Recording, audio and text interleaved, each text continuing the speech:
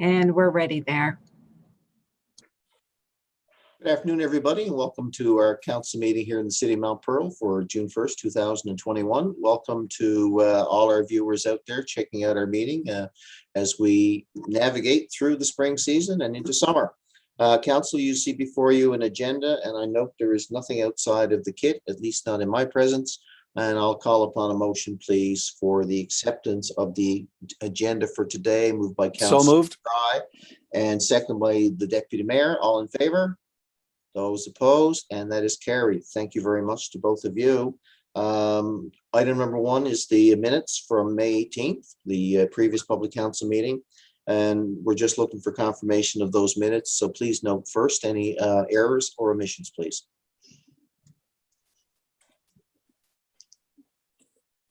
Okay, hearing none, I'll call then also from the floor for a motion, please, to adopt the minutes from May 18th. Moved by the Deputy Mayor and seconded by Councillor Antle. All in favor? And that motion is also carried. And I may note, Ms. Lewis, you did a great job as usual on those minutes.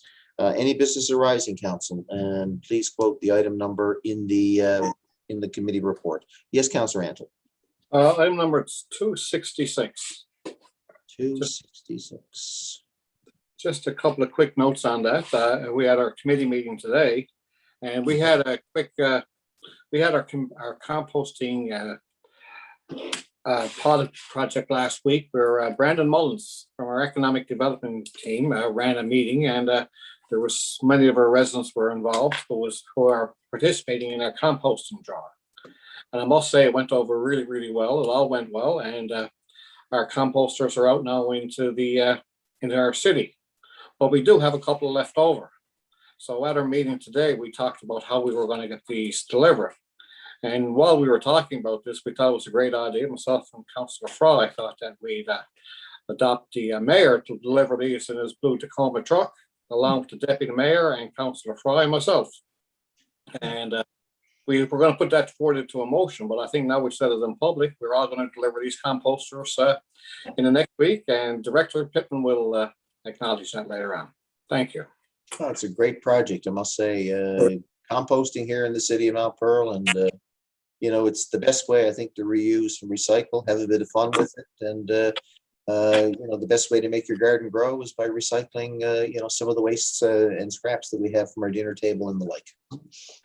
Any comments on Councillor Antle's call for that number?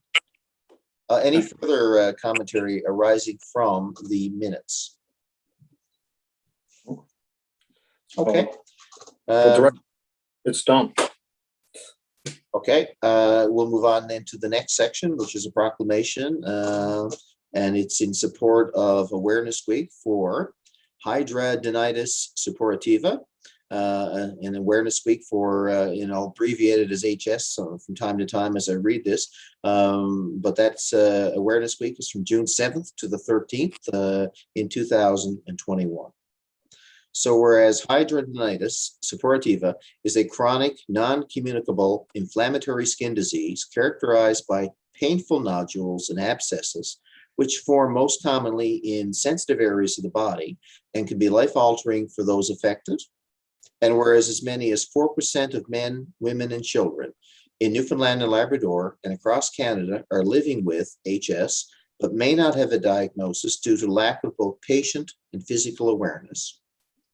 Whereas treating HS is a challenge for both patients and physicians, as no one treatment works for everyone. Some treatments lose effectiveness over time. Many treatments are used in combination with other treatments, and all treatments may cause a unique set of side effects. Whereas the understanding and acceptance of the general public is an important factor in a patient's treatment and health, and HS Awareness Week provides an opportunity to increase awareness, correct misconceptions, promote education, and support, recognize the struggles of those affected, and shorten the delay in diagnosis. And whereas in-person awareness activities are not possible this year, however, support for patients continues during social distancing with support via phone and online, and the medical treatment and care of patients continues both virtually and in person when necessary. Therefore, be it resolved that I, the Mayor of Mount Pearl, do, on behalf of my colleagues on council, do hereby proclaim that June 7th to the 13th, 2021, as Hidradenitis Suppurativa Awareness Week here in the city of Mount Pearl. And I will affix my signature to the proclamation on your behalf, council. And I would invite anybody on the floor virtually if they would like to comment or ask questions.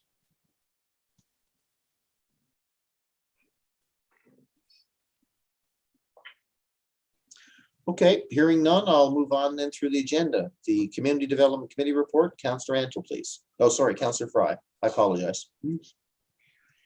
First on our agenda this evening is our Mount Pearl Sport Alliance, the second installment request for their 2021 operating subsidy. So as you guys know, we provide an operating subsidy to the Mount Pearl Sport Alliance, who do great work within our community. And therefore, the committee recommends approval to release the second installment, which is the final one, for the Mount Pearl Sport Alliance's 2021 operating subsidy in the amount of $80,000. And this is as per the memorandum of understanding between the city and the Sport Alliance. Is there a motion required on this one, or is this just? Yes, I Okay. believe it is. Yeah, so it is moved by Councillor Fry. Sorry, Councillor, go ahead. Moved by Councillor Fry, seconded, I believe, by Councillor Antle, co-member on the committee, co-chair. Is there any questions? I'll call the motion. All in favor? And contrary-minded? Carried. Thank you. Next, we have a family child care use for 18 McCarthy Crescent. So the department has reviewed an application that was submitted to facilitate the use of a portion of a home on 18 McCarthy Crescent for family child care use, and recommends approval of this discretionary use application, and that a development permit be issued subject to section 7.13 of the Mount Pearl Development Regulations 2010, and subject to the conditions as outlined by the department. And the background information on this file on 18 McCarthy Crescent is available for reference if required. And I believe we discussed it in our committee of the whole. So if there are no questions, then I will so move. Moved by Councillor Fry, second by Councillor Antle. Normally in situations like this, a discretionary use, I think there's some public engagement that's required according to our regulations. Normally that would be included in the package. I'm just curious why it wouldn't be here for a public meeting. It was in our committee of the whole package, Your Worship. And I think if you remember, we have two here this evening. One, we didn't receive anything. And the other one, we did receive a concern from a resident in terms of congestion and parking in the area. Any further questions or comments? All right, I'll call the question for item number 2, the McCarthy Crescent Family Child Care Discretionary Use. All in favor?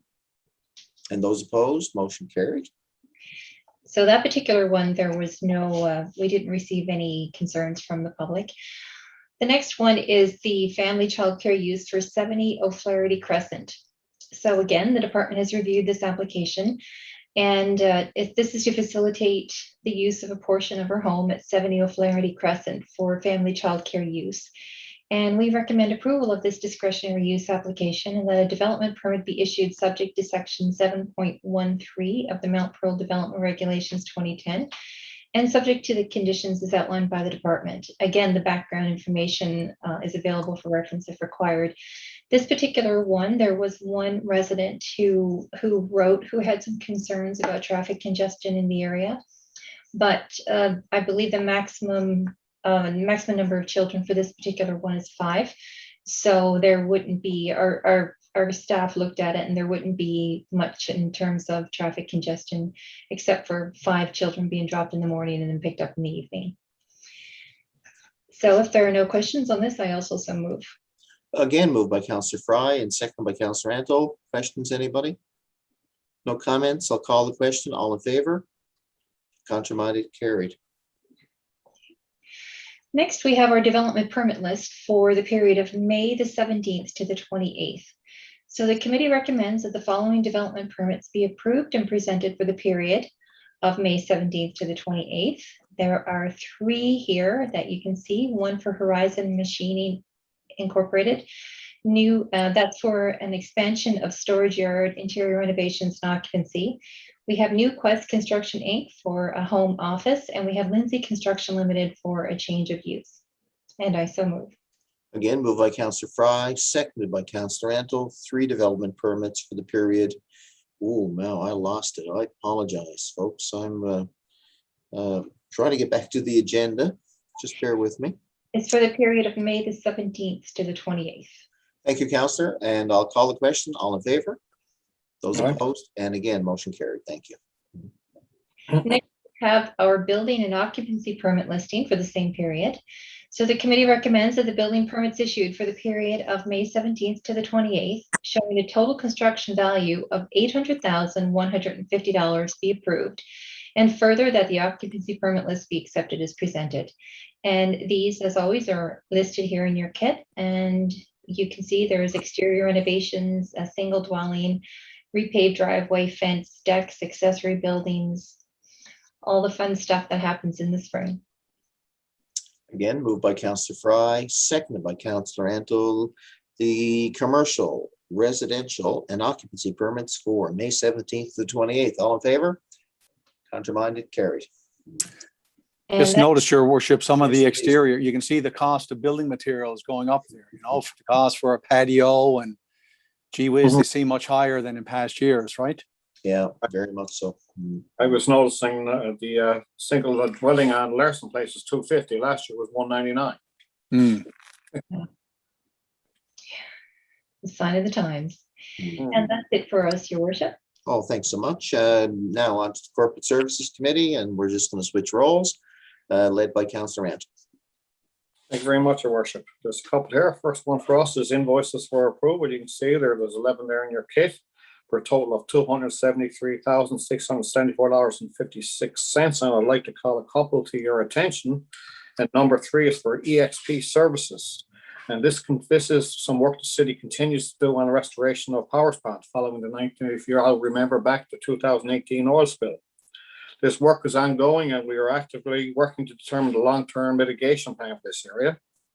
And if you look at number 2 for $49,676.24, that's tipping fees for St. John's for our garbage. And one thing's of note there, that's down from March. It's down almost $30,000. And that means that we're bringing less garbage to our dump, which is good news because our residents must be starting to recycle. Every penny we can save going to the dump, is money in our pockets. So we got to continue on recycling wherever possible. And Interesting note, Councillor Antle. I was just curious as to, with more of our residents working at home, whether or not our tonnage has increased. Mhm. But this is good news if it's indication that we're decreasing. So maybe it is to what you said, that people are becoming a little more environmentally conscious. And if we can get these people composting, I think when we did the garbage audit some years ago, I think Director Antle can probably correct me on this or verify, I think it was about 1/3 that was organic waste. That if we can divert that from our landfill, that also will help us save some money. So interesting point that you said that it dropped over last month. Thank you. Yeah, let's pay attention. But every penny we can save, it's more money we can spend within the city. That's what we need to do. And I so move. It is moved by Councillor Antle and seconded by Councillor Fry. Yeah, just one thing I wanted to add to Deputy Mayor. In our pilot project for the composting, Deputy Mayor, there's a part of what we're following is the weight of the garbage that is going to the composting versus would normally go out to the curb. So I believe they said in the seminar is about 40%, 42% of wet materials, I guess you could say. So that will be an interesting find at the end of our pilot project to see how much tonnage can be diverted from the landfill. So I just wanted to bring that to your attention there, because I know that's of interest to you. Yeah. Quite interesting as well. Well, great news, because if we can expand it further, and I'm supportive of this composting project because many people are nervous about it. And, there's some concerns that we have 50 by 100-foot lots and that it will attract rodents and all this sort of stuff. But if it's done right, and that's what I liked about this pilot project, is that it involves training, education. So it'll help people understand what they can compost, how to properly do it, mix the dry with the wet and all that sort of stuff. And we're not going to get 100% uptake, but like you said, if we can expand this pilot project, to Councillor Antler's point, every cent we can save from the dump, we can reinvest elsewhere in the city. So it's great news. Thank you, Councillor Fry. And I'm going to move the motion, folks. All in favor? Contraminded and carried. Thank you, Councillor Antle and others. And number 2, we're talking about the payment register and a purchase card report for the period of May 13th to the 21st. And that's for a total of $895,431.25. And the purchase card report for March of 2021 totaled $245,842. And for the benefit of our residents, I mean, we've been using our P card now a little bit heavier, and we're going to continue to do so. We're actually using the purchase card to pay for materials that would accept Visa. And here you can see in your kit, they're going from $10 to $25,000 for a total of over $240,000 in this time frame. And this way, it supports business getting instant payment and improves the overall administration of payments while maintaining internal controls. All this is saving us time, getting our businesses paid quickly because they're, most of them are small businesses. And it also frees up our admin staff to do other things. So, and I don't need any motion for that, is there, Your Worship? So No, it's an FYI. Thank you. Any questions, though, from the floor? Now's a good time. Okay, thank you. And number 3, if you look in your kit there for an RFP, we got an RFP now. We all talked about this. We've been talking about it for quite some time. We have a conflict management RFP out. The city has issued an RFP seeking proposal from qualified proponents to design and deliver a workplace conflict management model where parties in conflict can mutually work together to understand and resolve conflict in an appropriate and professional manner. The conflict management model will support the city's respectful workplace policy and its employees' engagement and restoration initiatives. The model will provide the tools necessary to enable employees to resolve workplace complaints through informal mechanisms, wherever appropriate, to do so and empower supervisors with the skills to engage in collaborative problem solving with their employees. The committee recommends the RFP to be for conflict management be awarded to Triad based on the analysis of proposals and the sign of scoring. The overall proposal is the amount of $40,000 in HST, and that's all budgeted. And I so move. It is moved by Councillor Antle and seconded by Councillor Fry. I think this is a really good, positive, proactive move. I think it encourages more constructive working relationships in our work environment amongst our employees at all levels. And I believe this is coming from some of the experiences and the engagement processes that we've had with our employees in the last 12 months. And I'm glad to see that it's coming to the fore here. As part of the public process, we're only approving a contract here tonight, but I think it's I think it reflects the direction the city's leadership is taking, and I'm also it shows how important it is that at the end of the day, delivering city services is done by our city staff, and the more productive they are, and the more constructive their working relationships are between themselves and with council, the better we can deliver the services to the residents and businesses of the city. So I'm very pleased to see this come in here tonight. Anybody else? We talked about it in our committee at great length, and this is going to be great because it's train to trainer type of promotion, and where Triad will come in and they'll talk to all of our employees, either up and down, and work together so we can eliminate some of this conflict before it becomes an issue. So I think it's a good thing to do with the city, somewhere we can have a happy workplace. Any further commentary, folks? Well, again, moved by Councillor Antle, second by Councillor Fry. I'll call the question. All in favor? Contraminded and carried. Thank you. And now our next thing, to make sure we always have a happy workplace, it involves several members of the council right there now. In 2021, upcoming in a few weeks or a few months, September 28th, we're going to have our first municipal election. Not our first municipal election, but we're going to have municipal election by mail. And if you take a look at your kit, there's several motions we had to bring forward to make sure this all works. And the first one is for data fix contract.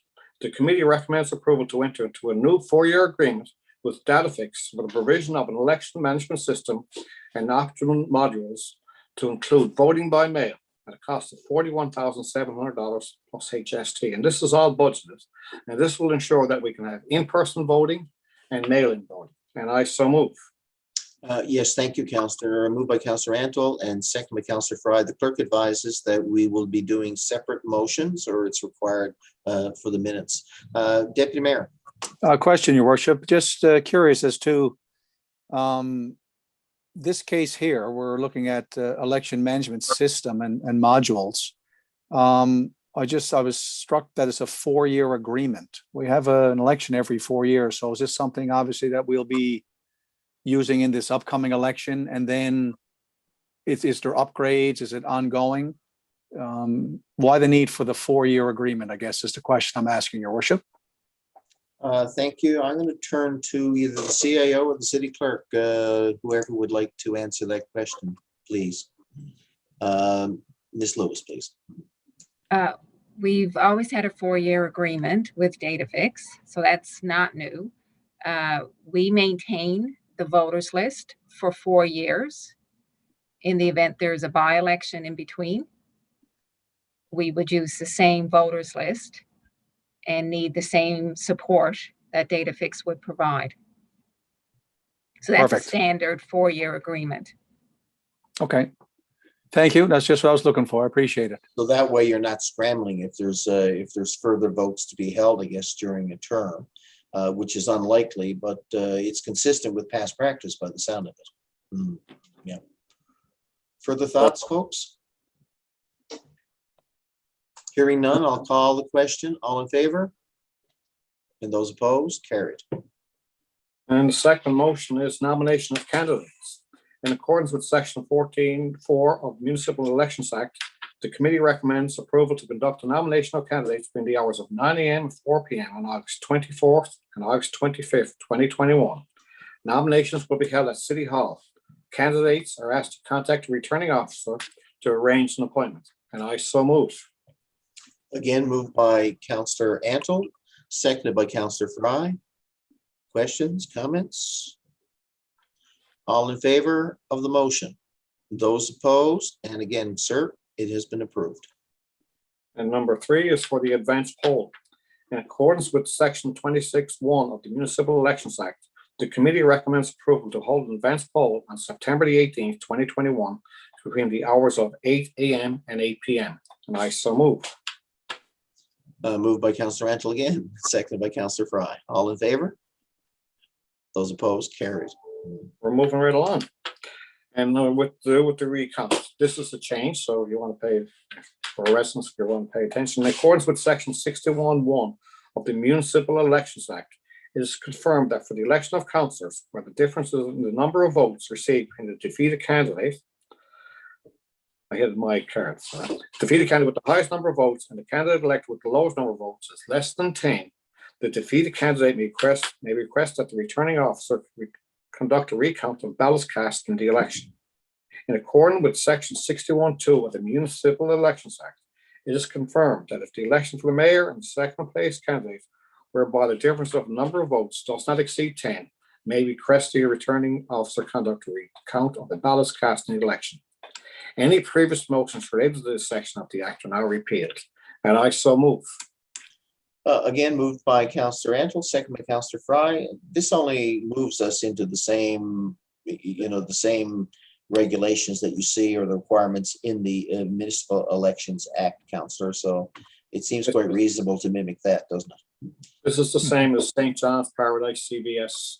It just moves towards everyone doing the same thing. Prior to this, I think it was 50 votes. And 10 votes is the normal, and that's where we should move. At any time, I think if you want to pay, at any time at all, I think the count for any candidate can get a recount, but they'll have to pay for it themselves. Right. Under 10 to count, city pays for it. Further questions, thoughts, anybody? Just to note, Your Worship, with respect to the mail-in voting, I know we're still working through the details, and I guess for the benefit of the public, that when we finalize that, I'm sure Councillor Antle will bring this into our chamber and speak in greater detail as to the workings of that and all the measures. I know our staff have been working very hard on that. We take this quite seriously, and we want to ensure that everyone has the opportunity to get out and vote. Should this COVID rear its head again, we want to be we want to be well advanced in place with the measure so everyone has an opportunity to exercise their right to vote. So I just wanted to point that out, that, you know, further details will be coming, I'm sure, from Councillor Antle's committee. Thank you. Well said. Thank you, sir. All in favor of the motion? Those opposed? And that is carried. Thank you again very much, Councillor Antle. And, you know, these changes are partly about modernizing the election process and partly about adapting to COVID. So we're not scrambling depending on where the pandemic is come the month of September. So I thank you very much. And I want to acknowledge the work done by our city clerk and our CAO, Mona Lewis and Dana Spurl, and working with our colleagues in the region as well as around the table here. This has not been an easy process. It's new for the city of Mount Pearl, but you've taken on the challenge. And like anything else that I find that we do new here in the city of Mount Pearl, I believe you've got it right. And I believe our residents will greatly appreciate being able to vote by mail as well as in person this coming September. So I thank you all for that. And on that note, we'll continue with the Mayor, if I could just respond to Deputy Mayor's comment. Sure. We certainly will. We have sent a draft regulation to the Department of Municipal Provincial Affairs because it requires ministerial approval. I understand that we were the first municipality out of the gate in sending in draft regulations for their review. So we're just waiting on feedback. And certainly once we have those approved and finalized, we will provide an update at Public Council so all residents are aware of the details. Perfect. Thank you so much. All right. And I'm up next, Your Worship, but I look forward to the day when we can perhaps have online voting in addition to mail-in, Yes. in addition to in person. You know, if we really want to get with the times. At the recent MNL convention that was held only 2 weeks ago, that's how they did the voting. So it's a much smaller scale, but it can be done. And I believe the municipal elections in Nova Scotia last year were all done electronically. So I believe it's a matter of lobbying the provincial government for the authority under the Act to do so. That day is coming, Deputy Mayor. Yeah, I just noticed some facial expressions. I'm not asking for it for this election, just to reassure our staff. I saw some of the body language, so I was just saying I look forward to in the future when maybe we'll be offering that to our residents as well. So not to panic anybody. All right, Your Worship, up for our committee. Our first item here has to do with a contract recommendation. This is for our 2021 asphalt and concrete repair services. Our committee was advised that the request for proposals, the RFP, for this year's asphalt and contract services closed on the 29th of April. And the city requested responses from experienced companies for this project. And we received a total of 4 bids. Now, the scope of this particular request for proposal involves a variety of restoration of our roads, so roadwork restoration, some patching of our asphalt pavement, asphalt overlay, asphalt and concrete curb replacements, as well as concrete sidewalk and sidewalk crossing replacements. So we'll see this work once it begins, Your Worship, and members of council in various areas all around the city. We're eager to get started at this with our nice weather out there right now. So our committee is recommending that the contract for the 2021 asphalt and concrete services be awarded to Modern Paving. And the bid price is $507,246.24. And this is inclusive of HST, and I so move. Councillor Fry will be seconding today on the IPW committee. So moved by the Deputy Mayor and seconded by Councillor Fry. Thank you. Any questions or comments to the Deputy Mayor's motion? Hearing none, I'll call the question. All in favor? Contrary-minded and carried. Thank you, Your Worship. Next is another contract recommendation, and this is for the janitorial services for all of our city buildings. A tender for these services closed on May the 17th of 2021. And in this case, we received 2 bids.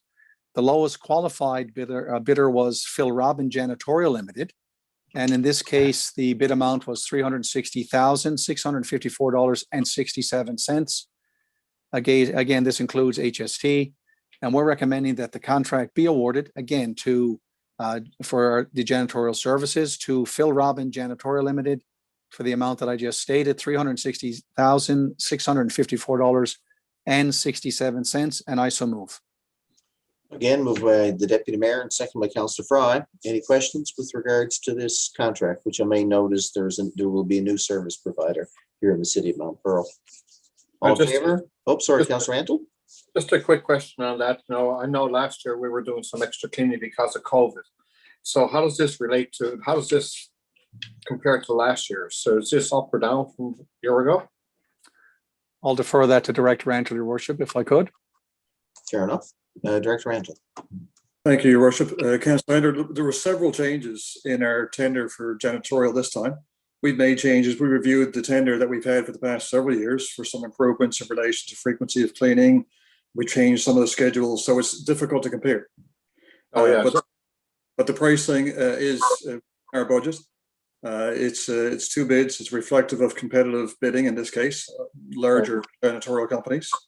We've checked the low bidder, and we believe that they're qualified to do this work.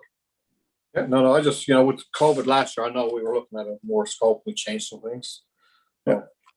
Thank you. Okay, I'll call the question then. All in favor? And those opposed and carried. Thank you so much. Next, Your Worship, is good news for our tennis players. So my wife and I were out for a little jaunt the other night and saw some tennis players down in St. David. So this is good news here. It's a lighting upgrade. We're going to bring in some LED lighting. So our electric service contractor, Pro Circuit Electrical, we asked them to source the appropriate lights for this particular upgrade, and they proceeded with that. And then Dewar Bailey's electrical engineering team reviewed the specifications of the chosen light system, and they confirmed that the configuration would appropriately fit for our St. David's tennis courts. So we are recommending approval to proceed with this work as planned via the electrical services contract, and the total amount is $71,030.42, HST included. And just a note here, because I know that we're very proud of this at our committee, this came in under budget, which is always nice to hear. So again, another good news story for our tennis players. And with that, I so move. Moved by the deputy mayor and seconded by Councillor Fry. And Deputy Mayor, this is a really good thing. In the times of this pandemic, for people to be able to get outdoors, especially the summer months, and enjoy a bit of activity, perhaps a little bit further into the evening. And a great story that we're using LED lights and being more environmentally conscious when it comes to the type of the amount of electricity being burned and the like. So I want to commend the department for the choices made, and bringing it under budget is always a good thing, sir. I will tell you that from experience, as you will tell me. Any further questions? I'll call the question. All in favor? Contraminded and carried. Yeah, Mr. Jones, Matthew Jones, was quite pleased when he brought this in, and it was under budget. And if there's a way to save energy or protect the environment or reduce water, Mr. Jones is on the case. So he is so passionate about that. So you're absolutely right, Your Worship, here. The fact that these are going to be more energy efficient, and I would suggest better lighting for our tennis players. So it's a good news story all around. Okay, speaking of good news, number 4 has to do with our multi-year capital works projects for 2020 to 2023. And outlined here, Your Worship and fellow councillors, is the proposed project listing. The provincial government has approved the provincial investment into the multi-year capital works program for the years that I outlined, from 2020 to 2023. And we've received, as a city, provincial funding under this program. All projects are required within the project guidelines, with final claims reimbursement to be submitted by March the 31st of 2024. So you'll see 6 projects outlined here. The first is Wyatt Boulevard. That will be a full replacement. And for those listening or residents, full replacement is the full meal deal. I mean, we are taking it right down to the underground pipes. So our storm sewer, our water, our sanitary. And then once that's done, we'll replace the pavement, but we'll also do the curbs and we'll do the sidewalks. So with full replacement, it will look just like the day that the subdivision was first built. So Wyatt Boulevard is to get a full replacement. Farrell Drive from Topsail Road up to Evans Place will also get a full replacement. The Farrell Drive pump house requires some upgrades to the building as well as underground upgrades. First Street. We've had First Street done up to number 17 in past projects. This particular case, we're going to go from number 17 of First Street and continue all the way to the to Glendale Avenue, and that again will be a full replacement. Kane Place will be upgraded with a full replacement, and Jacqueline Road also full replacement. So they are the 6 projects that we are recommending, again, for the multi-year capital works program. And we are recommending that we go ahead with these and give our staff permission to proceed on this basis, and I so move. It is moved by Deputy Mayor Locke and seconded by Councillor Fry. Any comments, questions? Hearing none, I'll call the question. All in favor and those opposed, and that motion is carried. Our 5th one here, Your Worship, is again some other construction project, but this has to do with our proposed projects for our 2021 gas tax. At our recent meeting of April 28th, a summary of the gas tax locations for these projects was presented, and we have them here in the kit. Proposed locations again for our gas tax funding. The first there is Park Avenue, as you can see, and you'll notice that it says we're going to undertake some camera inspections first to assess the condition of our storm sewer underground. And of course, depending on the level of degradation or what needs repair, that of course is going to affect the amount for the upgrade in Park Avenue. The remainder of Topsail Road from Coruscant Drive out to the overpass by Paradise. Another section is Coruscant and Clyde Avenue intersection. There will be improvements to that area.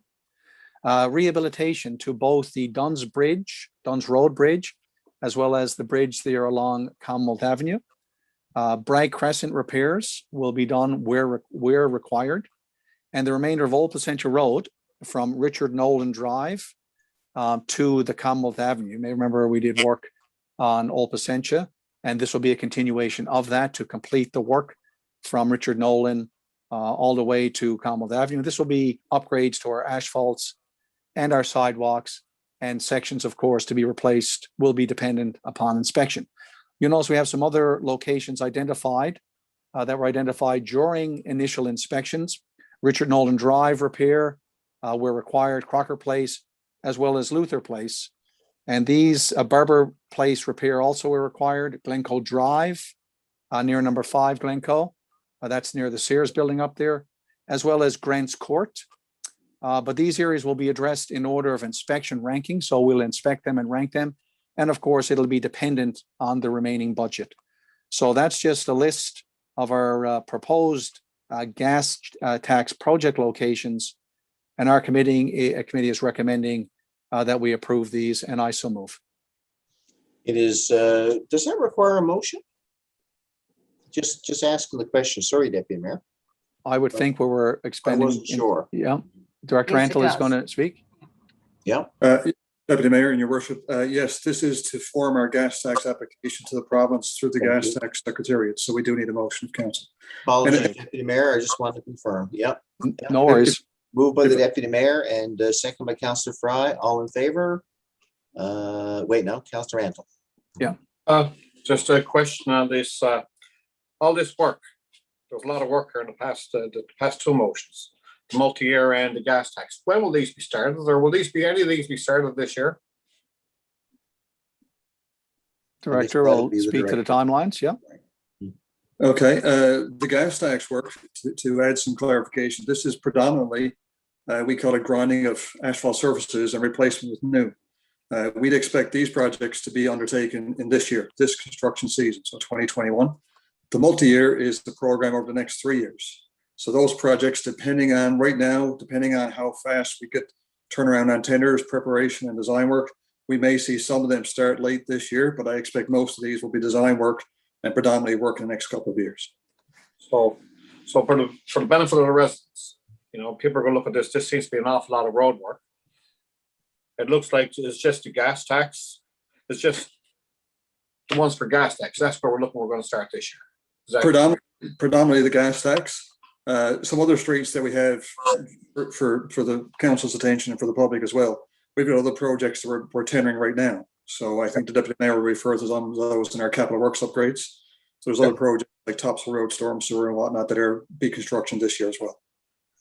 Well, it looks to be an awful lot of work here now. I mean, the first thing someone's going to be saying is Allmont Road's going to be tore up this summer, right? So, They'll be over.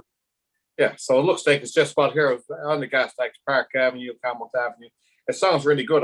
When you talk about Carmelt Avenue Bridge rehabilitation and Dunn's Bridge, I think two of those projects need to be done quite bad. And the gas tax projects, Councillor Randall, these are projects that are fairly quickly done. It's an asphalt renewal. So you might All Percentage Road last year was done over the period of about 6 or 7 weeks.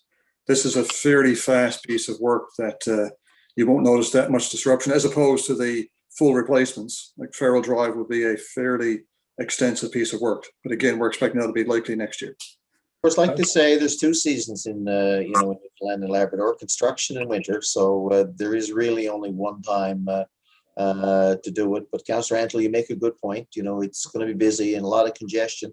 Listen, folks, ideally we can get this done in the summer months when things are not quite as busy from a traffic perspective. Keep in mind too, as the pandemic starts to clear, come the end of summer with a lot more vaccinations and things return to normal, traffic patterns will probably start to revert back to, say, in September month, when school goes back, when university goes back to some in-person classes. September, I suspect, is going to be, we're going to see quite a difference in the amount of traffic on the roads. To get that work done between now and the end of August, to be frank, is probably ideal if you really think about the way where we are. So, Director, you have a big challenge ahead of you to try to get as much of this rolled out as possible, and I trust you understand all the ramifications of getting it done sooner rather than later. Yep. Any other comments, folks? Thank you, Jerry or Director Mantle. I just want to add to that too, because while it looks like we're doing an awful lot of work, I mean, really, you can't dig in the wintertime because the ground is frozen. So it's only in the summertime or when there's thaw that you can do this type of work. And at the end of the day, while it's inconvenient to people, what we want is when you turn on your tap to get clean water, and when you flush your toilet, that it leaves your house. Those are services that people take for granted.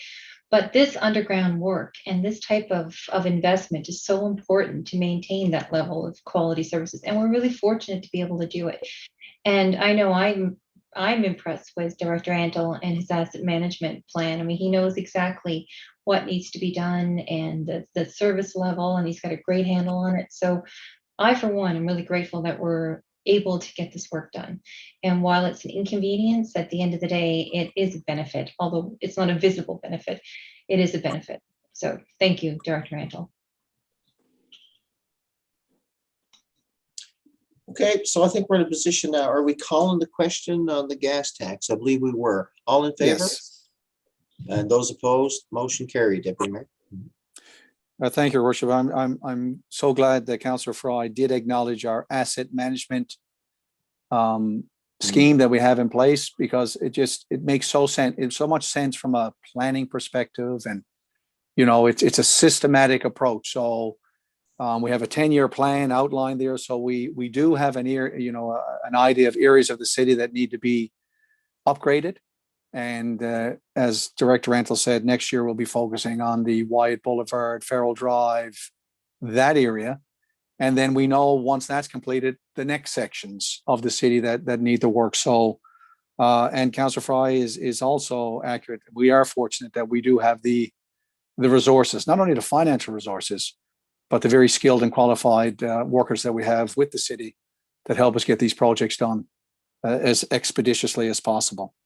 Your Worship, the last 3 items that I have are all FYIs, information updates. The first here is some status updates for our public works. We know that our spring bulk garbage collection is underway. And just a reminder that, while your bulk garbage so Monday may be the start of your bulk garbage collection. If you traverse, walk or drive or bike ride through some of these areas, sometimes there's considerable volume of materials that are put out. So while technically Monday may be the start of bulk garbage, it may actually take until Wednesday or Thursday before our crews are able to get to your area. That's because, it takes time to pick all this up. Our road maintenance, signage, garbage collection, and our recycling, they're all ongoing. cleanup of our city mailboxes, you know, the sand that our friends at Canada Post continue to use in our fine city. We're continuing our cleanup around that. Our capital projects, our status update, upcoming tenders, and this is to Councillor Antle's comments earlier.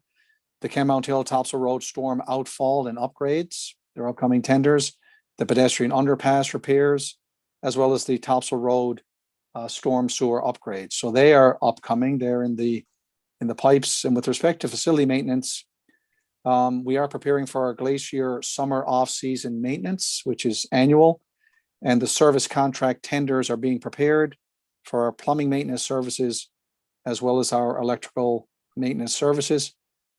And that's it for the updates. And Your Worship, that's it for our committee report. And I thank you. I think Director Antle wanted to comment. Director Antle, please. Yeah. If I could, Your Worship and Deputy Mayor, thank you. I just wanted to advise Council as well that our line painting work is underway and we've done significant progress over the past few days.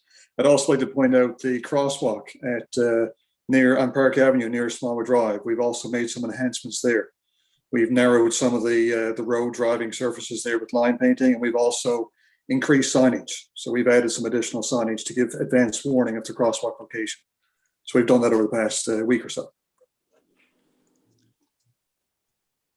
I guess we're springing into construction season, Director Antle, and things are well at hand. And of course, a lot of the hard work went into getting ready for this year's construction season. Over the winter, I recall we passed Councillor Fry brought in a budget in late December, last year. And I note that departments, not just Public Works, but Community Development, Corporate Services, were on it right away to ensure that, part of delivering services is ensuring that we acquire the right assets and maintain the assets that we have and deliver the services that we are so fondly remembered for. So I want to congratulate everybody for executing the plan. And from time to time, you see that here. I think, Deputy Mayor, that's probably the most number of motions the Public Works Committee has brought in quite a while. So it's the culmination of a lot of hard work this winter and spring. And I thank you all. Now we'll move to the roundtable, part of our council meeting. And I'm going to start tonight with the Deputy Mayor, please. Thank you, Your Worship. I was going to start with, and I'm glad Director Antle mentioned it, with our line painting. They do look great. I got multiple comments from our residents how sharp the lines look, and it's several commented that it seems that we got them done earlier this year. So I said, I don't know about that because we're usually pretty early every year, and I said that with a smile on my face, but they're delighted. So again, thank you to that. The only other item for me, Your Worship, is the Waterford River cleanup that we had this past weekend on Saturday. So I want to thank Director Collins and Rosie Stead and other members of our Community Development Department that helped organize that. And we had quite a crew out from the Rotary of the Waterford Valley, as well as our Lions Club. And there was also some young volunteers that came out that day and put a dent. And it was the Waterford cleanup, and they were anxious. They were gung-ho to get in that river. They had their chest waders, and they wanted to get in the river and get all the materials out. So it was a great event, a great day to do that. Many people focused along the Waterford River, but it was an opportunity as well. My wife and I started along the trailway, but then we went to another area where we felt we might be able to pick up garbage as a part of the 20-minute makeover. And I did share with some pictures on Facebook about the volume of garbage that we found in the particular location that we were at. And I just wanted to reinforce that we weren't out for, the full day or, tens of hours. We were able to pick up, 6 bags of garbage with my wife and I, probably 45 minutes. But what a difference after we had finished, and this sense of accomplishment and just looking at the trees and the grass in the state that they're meant to be in. So just a reminder that, like I said, we got to polish the pearl. That's the line I used in my posting. And many hands make light work. And if we could get 1,000 people to take 20 minutes of their schedule, a half an hour, just in their local neighborhood, we could do a fine job to enhance here. I know our staff works on garbage pickup, but as soon as you pick it up, some carries in the wind and all that sort of stuff. But some of the pictures I posted, people were shocked by the volume of garbage that was there. So, I mean, my wife and I estimate there's probably over 100 cups, drinking cups and straws in this particular cluster.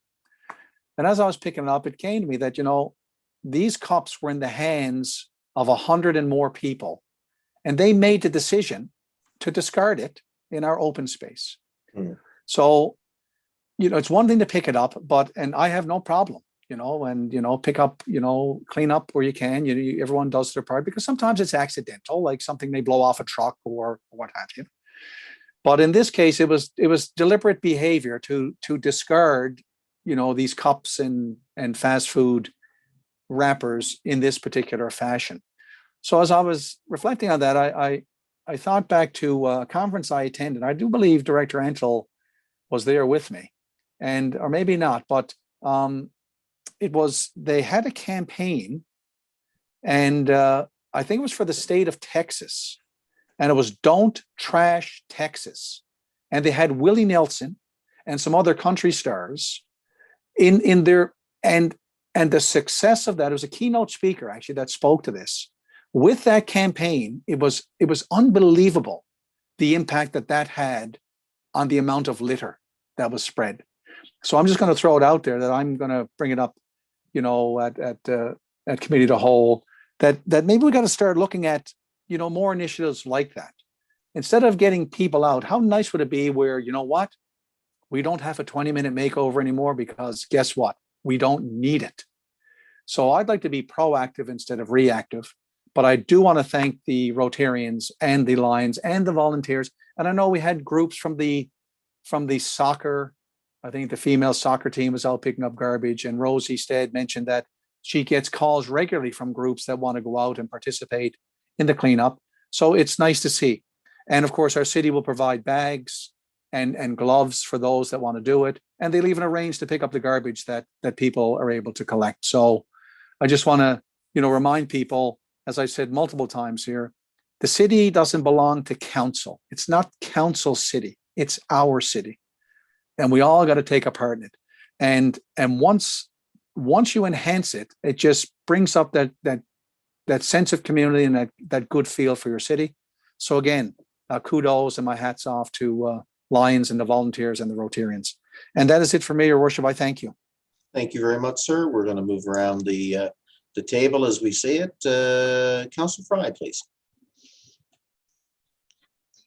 Thank you, Your Worship. Yes, that was a perfect day for a 20-minute makeover, because the sun was shining. It wasn't too hot, but it was warm, so it was a lovely, lovely day. And I got to say, I was so impressed with the people that were out, and how many people walked by or ran by as they passed us and said, thank you for doing this, and that means a lot when people take pride in it. So that was a great day. Moving on, I'm just going to talk about a couple of things here. I want to offer congratulations to Ashford Sales Limited on their 50th anniversary of being in business. I think they're one of our longest running businesses, and well, definitely in the city, but I mean, for a business to make it to 50 years is quite an accomplishment, especially, with the challenges that we faced over the last couple of years. So a huge congratulations to Max and Cheryl Ashford on 50 years in business, and I look forward to another 50 years for them. Also, I want to welcome Johnny and May's food truck and congratulate Alicia and Kyle McKenna. Councillor Antle and I went down for their opening, and there were people, and Alicia was very, very pregnant. So I haven't heard if she's had the baby, but she was buzzing around there. It was quite impressive to see. So that's exciting to welcome new businesses to Mount Pearl. Also, the Association for the Arts in Mount Pearl and Admiralty House are hosting a Nia on the Rock. Now, what's nice about this is an intuitive and gentle workout, and it takes place in the gardens there of Admiralty House. It's for all abilities. You bring your own yoga mat. It's $10 per person to be paid in advance. But if anybody's looking to get out and look for a nice, gentle activity to stay active and mobile, this is a wonderful opportunity. And finally, for me, it's something I have some concern with, and I've been reading in some of the Facebook groups about roaming animals. And I know it's hard. Sometimes animals get out, cats get out, dogs get out. It's not the one-ofs that are the concern. The concern is the ones that are left out on a regular basis. And you might think, well, that's animals, that happens. But some of the comments that I was reading, there's a trail behind Glendenning Place, and dogs are walked without the leashes. And there's one resident there who backs onto Glendenning Place who has her dog tied on in her backyard, but there's no fence in her backyard. Her dog has been attacked 3 times. And that, you hear of that, and that's not right. And then you have another lady who had to throw out a full raised bed, soil, seeds, and wood because of the cats using it as the cat litter box. And if anybody has cat, I have cats and I love cats, but I tell you, you don't want them using your raised bed as a litter box because the ammonia is quite strong. So she had to throw everything out: soil, seeds, wood, the whole works. And the cats roaming, for dog owners, if a cat is spotted by a dog, the dog's going to bark. And these are just a couple of things that I was reading. And it's when you sit back and you look at it, that's not acceptable. This is something that it's hard to enforce, I know. But for people to make the conscious decision to let their animals out untethered, whether they just let their cats out and let them roam, or whether they let their dogs out off a leash, this is not acceptable. And I know we have bylaws in place, and we need to do something about this. Like, these are just some of the comments that I've read on one Facebook group in Powers Pond. And I know that this is something that happens everywhere. I know it's not just here in Mount Pearl, but I know we do have animal regulations. And Director Antle, I'm wondering if you could share some advice on that, because like I say, just to think, well, a cat gets out. Yeah, a cat gets out. But when you have all of these collectively, we have a problem. And, our residents are looking for advice as to what to do. So perhaps you can help me with that. So thanks, Councillor Fry. There are regulations, of course, in our city. We have an animal control officer, and we work in partnership with our municipal enforcement division as well.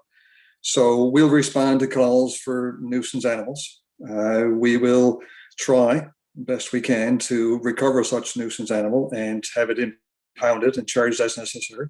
We do have a policy with cat traps, humane use of a cat trap in the event that there is such a nuisance for cats, and we've done those. We do after hours as well respond to such calls. The factor what we look for is if the animal is a nuisance or if it's causing a risk or harm to the public or to itself. So if there's an animal, for example, at risk of being struck in traffic, we'll respond to that to do the best we can to recover that animal and preferably get it back to its owner. Also, many times animals can be in the nuisance category, that they're barking or they're untethered and they're on our trails or in our open spaces, and we have regulations for that. So we do work in partnership with municipal enforcement, and Director Collins, I'm sure, can speak to the enforcement piece, but we do work in partnership. So we have particular measures that we've taken this past spring, or this spring that we're in the middle of. We have certain actions that we've taken in partnership to actually seek to be more proactive and advocate to try to control some of these nuisance animal circumstances. It is very disturbing. We understand that. And we do the best we can to try to ensure that the regulations are enforced. That's not always easy, but our municipal enforcement does the best they can to work in partnership with us. We issue violation notices to residents to try to educate as we have these nuisance circumstances. And we also then ultimately will ticket. And in some cases, we'll impound those animals. So Director Collins, if you could add, and you can certainly add to the enforcement piece. Thank you. In regards to, we support animal control.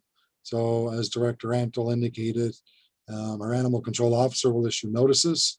But when animals become nuisances, when there's ongoing issues, that's typically when our municipal enforcement will come in and provide extra support in some of these situations. And as Director Antle has indicated, it's more the safety of animals and also the safety of people. That's generally when we really jump in. Yeah, thank you. Like I am an animal lover, as you guys all know, but I also sympathize for these people with these comments as well. So there has to be a way of helping. So perhaps we can maybe increase some patrols around the area for, on the lookout for stray animals and that type of thing, at least in the short term, so we can try and put an end to this. Because like I say, as much as I love animals, this is not acceptable. And these residents are looking for some help here. So I'm sure we can do something. We can certainly do that. And yeah, I'd also advise that people can call us or send us an email to our emails that are published on our website. If there's any issues people have, we respond, I'm proud to say, fairly quickly to concerns such as this. What's the number? You're locked. Sorry, Councillor Farr, were you going to add before I jump in? What's Okay. the number, Jerry, if people want to call? Our phone number for Public Works is 748-1016 or 1006 after hours. We have a call service after hours that's monitoring 24/7. And we have email addresses on our website that they can contact us at any time and leave us a message, and we'll respond very quickly. Thank you. You're welcome. I was just going to throw out there again, from an education perspective, would more signage help? Like, for example, we were out for our daily walk last evening, and I did notice a sign on the pole up by Crescent Drive. And on that sign, it said dogs are required to be tethered while on our pathways, and maximum fine was $250. But the sign was probably a little bit bigger than my iPad. So do we need more visible signage for that? Just to remind people that of our regulations. Like, if you want to let your dog off leash, we have a beautiful dog park that is so well utilized. I mean, we were past there the other night as well, and my glory, I was amazed at the number of dogs, and they're all in. That's your opportunity to let your dogs off leash. And it's not just, and the other thing as well is if they're tethered, and because I get this comment every year from, not a lot of residents, but say 4 or 5 residents who have fears and phobias of dogs. So if they're on the trailway and they see a dog, they're afraid of that dog. Now, people got them untethered. Some people, when I walk by, they'll hold the dog close to them until we pass. They're the responsible pet owners. But then there's other pet owners with these retractable leashes. So the dog is, 25 feet away from them. Well, that causes these walkers anxiety because they're afraid of the dog. Yeah. And then the typical response is, oh, don't worry, she doesn't bite or he doesn't bite. But these people I spoke to say, no, the responsibility, they haven't bitten yet because you don't know if they're going to bite. That's the way they approach it. So it comes down to having respect for all trail users. Walk your dog, keep them at close range, keep them tethered. But sometimes people will be out like 7:30 in the morning and then they'll apologize to me. Oh, I didn't think there was anybody on the trail. So they had their dog off leash. But as soon as I come into sight, then they'll call their dog back and leash the dog. So maybe we need more signage to remind people at all times, your dogs have to be tethered. I won't go down the road about muzzles because I brought that up some years back and that generated some interesting conversation as well. But I did see a gentleman last evening with his dog on a short leash, but it was a big dog, a bigger dog, and he had a red muzzle on the dog. And, that brings comfort to these people that fear dogs. When they see a dog that's leashed, a big dog and muzzle, they don't have the same response. So, I mean, my message is, if we respect each other and keep in mind that, you want to walk your dog, okay, do it responsibly. But remember, there's some people that have a fear of dogs. Don't let your cat out. People in Mount Pearl have to know. Now, growing up as a kid in Mount Pearl, we always let our cat out. Yeah. 50 years ago, you let your cat out. My cat never had cat food. The cat ate what we ate. The cat ate better than me sometimes, but we let our cat out because that was, but then when you brought regulate, surely my heavens, but maybe they don't. And maybe we got to send out in our tax form information about your cats and your dogs. I think we need more signage out there, that will remind people. That's my point. But valid points that you raised, Councillor Fry. Thank you. Yeah, no, it's a very good point, Deputy Mayor. But I want to just say the purpose of regulations are respect and safety. And if there's an incident of a dog that's roaming and not being a nuisance, well, in my view, you call public works. But if there's a dog that's a safety hazard within the neighborhood, which keep in mind doesn't happen Monday to Friday, 9 to 5. That could happen at any time during the day. I have said to residents, and the particular incident that Councillor Fry talks about or discussion, municipal enforcement knows the location of where those dogs are kept, where the family that holds those dogs, and we are working with them in accordance with our regulations to keep them tethered at all times. Phoning municipal enforcement does work, because taking matters into your own hands is not going to work, nor is just sitting around and just watching it. If you call municipal enforcement, they will log it and they will follow it up. And if there's some fairly unsafe dogs out there, they'll be on it in terms of the Animal Control Act. And typically, as I understand it, there are processes involved with regards to the Animal Control and Protection Act. But we are very responsible from a public works as well as a municipal enforcement perspective. So I think we always need to continue the education, Deputy Mayor. It's a bit like fireworks. Educate and enforce as best we can. And send the message that it's unacceptable. And I think both of those methods work, and I think our staff are in tune with that. Back to you, Councillor Fry, for the roundtable. Well, I think perhaps we should start with ticketing more, enforce our rules, and then people will soon start keeping their animals in. But that's another story for another time. And that's it for me, Your Worship, in my roundtable this evening. Thank you, guys. Thank you very much. Councillor Antle, please. Just want to add to that, nearly everything Councillor Fry and that Mayor Locke said I was going to talk about, but I was going to bring up this dogs tonight, our committee of the whole. Maybe it's a good time because this afternoon I got a resident contacted me, and I think Deputy Mayor. Same area, the people down in that area are always contacting us. But one resident called me today, and there's residents in that area now won't go get their mail. They drive in their cars to go down and get their mail because they're afraid of the dogs.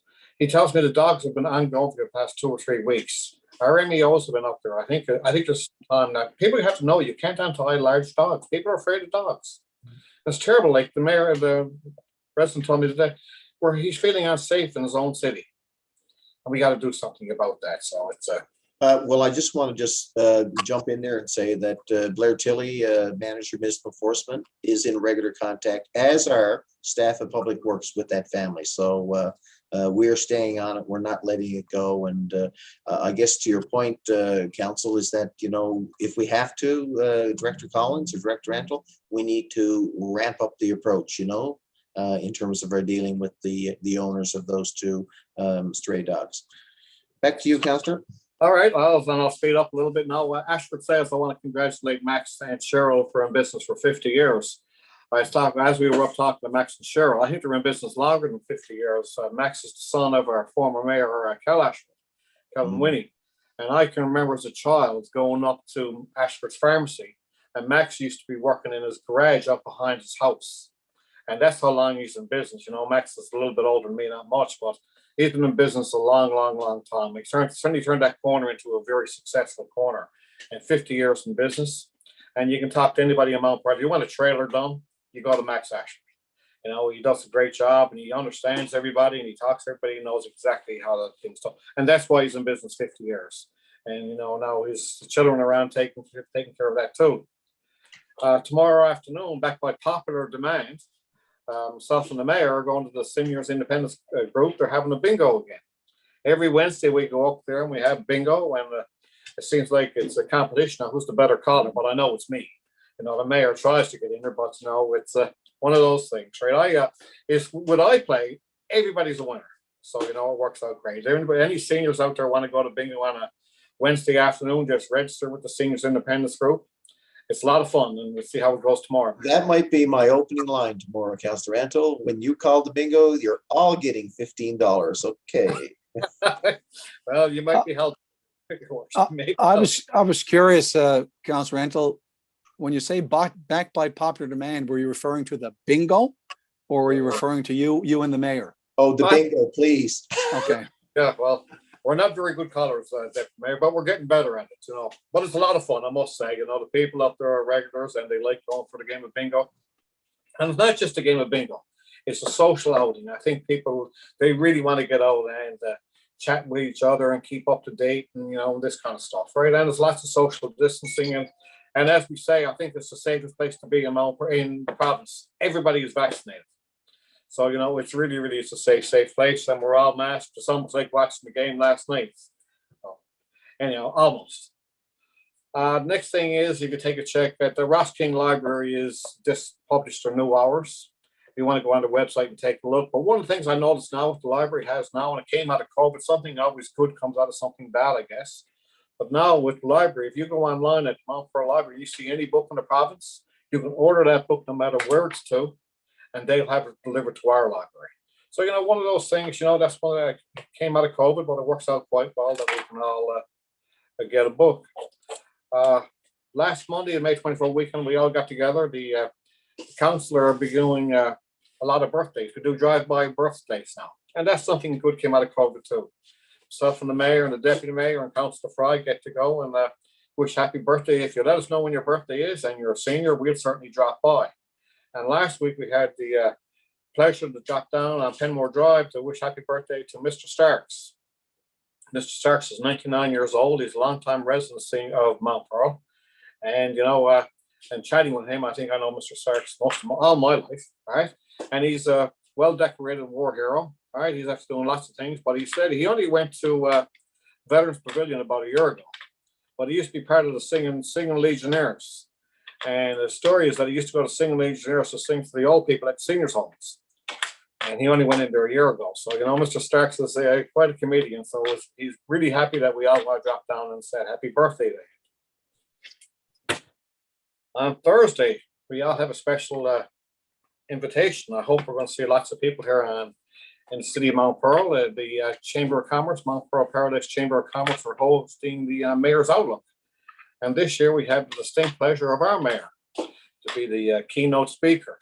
And if you want to drop by and take a look, it's all on Zoom. And Mayor Dave has many, many things to talk about. And I'm hoping he's going to give us a little hit tonight. Right? But it's a good chance to take a look at what we have done in the past 3.5 years and what's to happen in the next 4 years or 5 years, our long-term plans. So we're all looking forward to see that, Mayor Dave. And part of that is pretty soon, but not part of the not still no sun thunder, Mayor Dave. Right? We have the city soon to announce the Find Your City Centre plan, and that's going to be launched publicly in the middle of next month. And this is happening over a year. We've been in the making. We're excited to share our vision with the city centre. And stay tuned.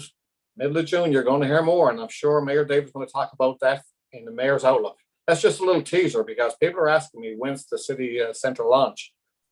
And I said the mayor's going to share that. And that's everything with me, Your Worship. Now you're off. I think it's all been shared when I look down through the list. But yes, the Mayor's Outlook, will be the outlook for the city of Mount Pearl. A little bit of review of what council strategic planning process and how we've come a long way in the last 3.5 years toward meeting most of the and many of the goals that were in our strategic plan. And of course, an outlook for the general future of the city, which I believe is quite positive. We have a strong economic base here in Mount Pearl. We have great staff and a fantastic council, of course. But I won't be there on Thursday to brag about council. I think we need to take the message of resiliency as well as hard work and good value to our business community, because I think they've been through a lot in the last 1.5 years, as has the city, as has our residents. So it'll be a bit of sharing some stories about some of the challenges that we've all faced and how leadership responds to that, whether it's in the business or residential or political community here in the city of Mount Pearl. So I won't go into any more details, but I'll be glad to deliver the speech on behalf of council, and I think it'll reflect some of the values we have here at the city and some of our vision for the future. So stay tuned for that and of course you're finished with the roundtable, are you, Councillor Antle? Yeah. And on Thursday night, we'll be attending another event whereby Herb Jenkins with Mount Pro Soccer will be made an honorary life member of the Mount Pro Soccer Association. So, we pivot from 1 minute talking about, the larger issues that I guess our city faces and the challenges, down to, how a certain gentleman by the name of Herb Jenkins has impacted the youth of our city over the years. And don't discount the impact sometimes of one person. And you'll see that on display on Thursday night as we, along with Mount Pro Soccer, honor Herb and his contribution here in the past. I'd like to also close with a couple of things. Wanted to mention a little congratulations to the Ashford family for Ashford Sales 50th year. And of course, the Ashford family has deep roots here in the city of Mount Pearl, whether it was the pharmacy or Ashford Sales over there that we're talking about.